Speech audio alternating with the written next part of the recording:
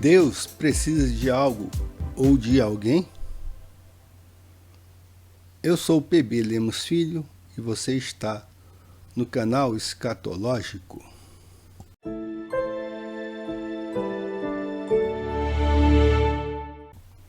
A solidão de Deus.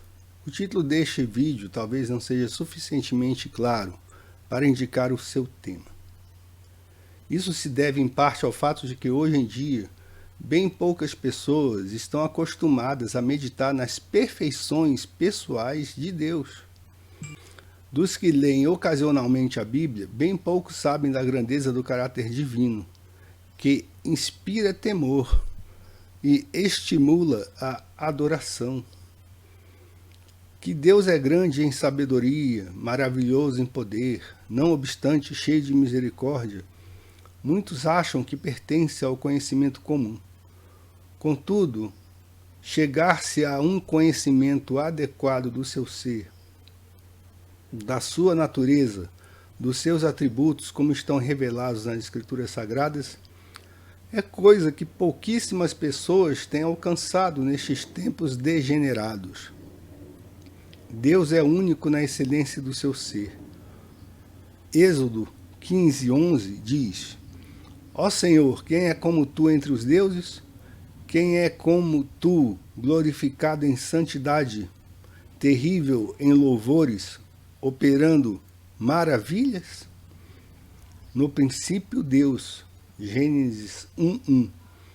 Houve tempo, se é que se lhe pode chamar tempo, em que Deus, na unidade de sua natureza, habitava só, embora subsistindo igualmente em três pessoas divinas. No princípio, Deus. Não existia o céu, onde agora se manifesta particularmente a sua glória. Não existia a terra, que lhe ocupasse a atenção. Não existiam os anjos, que lhe entoassem louvores, nem o universo, para ser sustentado pela palavra do seu poder. Não havia nada, nem ninguém, senão Deus. E isso não durante um dia, um ano ou uma época, mas desde sempre. Durante uma eternidade passada, Deus esteve só, completo, suficiente, satisfeito em si mesmo, de nada necessitando. Se um universo, anjos ou seres humanos lhe fosse necessário de algum modo, teriam sido chamados à existência desde toda a eternidade. Ao serem criados, nada acrescentaram a Deus essencialmente. Ele não muda. Malaquias 3:6. Pelo que, no essencial, a sua glória não pode ser aumentada nem diminuída. Deus não estava sob coação nem obrigação, nem necessidade alguma de criar. Resolver fazê-lo foi um ato puramente soberano de sua parte, não produzido por nada alheio a si próprio, não determinado por nada, senão seu próprio beneplácito, já que ele faz todas as coisas segundo o conselho da sua vontade. Efésios 1:11. O fato de criar foi simplesmente para manifestação da sua glória. Será que algum dos nossos ouvintes imagina que somos além do que nos autorizam as Escrituras? Então nosso apelo será para a lei e o testemunho. Em Neemias 9:5 está escrito: Levantai-vos, bendizei ao Senhor o vosso Deus de eternidade em eternidade. Ora, bendiga o nome da tua glória, que está levantado sobre toda a bênção e louvor. Compreendem? Deus não ganha nada, nem sequer com a nossa adoração. Ele não precisava dessa glória externa de sua graça, procedente de seus redimidos, porquanto é suficientemente glorioso em si mesmo sem ela. Que foi que o moveu a predestinar seus eleitos para o louvor da glória de sua graça? foi como nos diz Efésios 1:5, o beneplácito de sua vontade. Sabemos que o elevado terreno que estamos pisando é novo e estranho para quase todos os nossos ouvintes. Por essa razão faremos bem em andarmos devagar. Recorramos de novo às Escrituras. No final de Romanos, capítulo 11, onde o apóstolo conclui sua longa argumentação sobre a salvação pela pura e soberana graça, pergunta a ele: porque quem compreendeu o intento do Senhor? Ou quem foi seu conselheiro? Ou quem lhe deu primeiro a ele, para que lhe seja recompensado? Versículos 34, 35. A importância disto é que é impossível submeter o Todo-Poderoso a quaisquer obrigações para com a criatura. Deus nada ganha da nossa parte. Se fores justo, que lhe darás o que receberá da tua mão? A tua impiedade faria mal a outro tal como tu, e a tua justiça aproveitaria a um filho do homem. Jó 35, 7, 8. Mas certamente não podemos afetar a Deus, que é bem-aventurado em si mesmo. Quando fizerdes tudo o que vos for mandado, dizei: somos servos inúteis, porque fizemos somente o que devíamos fazer. Lucas 17:10. Nossa obediência não dá nenhum proveito a Deus. Ele próprio o declara expressamente, e não há apelação quanto às suas palavras. Não tenho outro bem além de ti.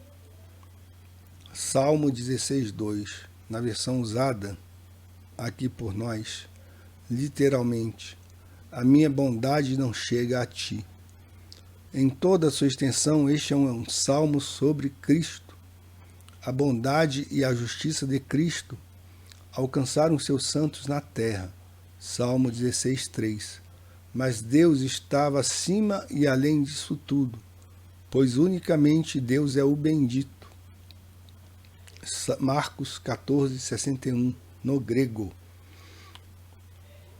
É absolutamente certo que Deus é honrado e desonrado pelos homens, não em seu ser essencial, mas em seu caráter oficial. É igualmente certo que Deus tem sido glorificado pela criação, pela providência e pela redenção. Não contestamos isso e não ousamos fazê-lo nem por um momento. Mas isso tudo tem a ver com a sua glória declarativa e com o nosso reconhecimento dela. Todavia, se assim lhe aprovesse, Deus poderia ter continuado só, por toda a eternidade, sem dar a conhecer a sua glória a qualquer criatura. Que o fizesse ou não, foi determinado unicamente por sua própria vontade. Ele era perfeitamente bem-aventurado em si mesmo, antes de ter sido chamada à existência a primeira criatura. E que são para ele todas as suas criaturas, mesmo agora? Deixemos outra vez que as Escrituras deem a resposta. Eis que as nações são consideradas por ele como a gota de um balde, e como o pó miúdo das balanças. Eis que lança por aí as ilhas como uma coisa pequeníssima. Nem todo o Líbano basta para o fogo, nem os seus animais bastam para holocaustos.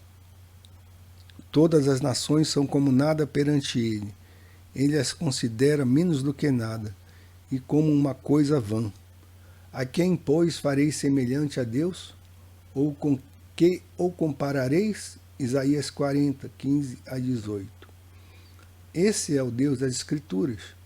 Infelizmente, ele continua sendo o Deus desconhecido. Atos 17, 23. Para as multidões desatentas. Ele é o que domina acima do disco terrestre, cujos moradores são para ele como gafanhotos. Ele é o que estende os céus como cortina e os desenrola como tenda para neles habitar, o que faz voltar ao nado os príncipes e torna coisa vã os juízes da terra. Isaías 40, 22 a 23. Quão imensamente diferente é o Deus das Escrituras do Deus do púlpito atual. O testemunho do Novo Testamento não tem nenhuma diferença do que vemos no Velho Testamento. Como poderia ser, uma vez que ambos têm o mesmo autor? Ali também lemos: a qual a seu tempo mostrará o bem-aventurado, o único poderoso Senhor, Rei dos reis e Senhor dos senhores, aquele que tem ele só a imortalidade e habita na luz inacessível, a quem nenhum dos homens viu nem pode ver, ao qual seja honra e poder sempre eterno. Amém. 1 Timóteo 6, 15 a 16. O ser que aí é descrito deve ser reverenciado, cultuado, adorado. Ele é solitário em sua majestade, único em sua excelência, incomparável em suas perfeições. Ele tudo sustenta, mas ele mesmo é independente de tudo e de todos. Ele dá bens a todos, porém não é enriquecido por ninguém.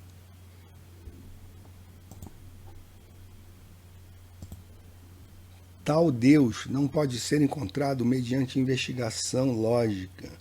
Só pode ser conhecido conforme e quando revelado ao coração pelo Espírito Santo, por meio da palavra. É verdade que a criação manifesta um Criador, e isso com tanta clareza que os homens ficam indesculpáveis.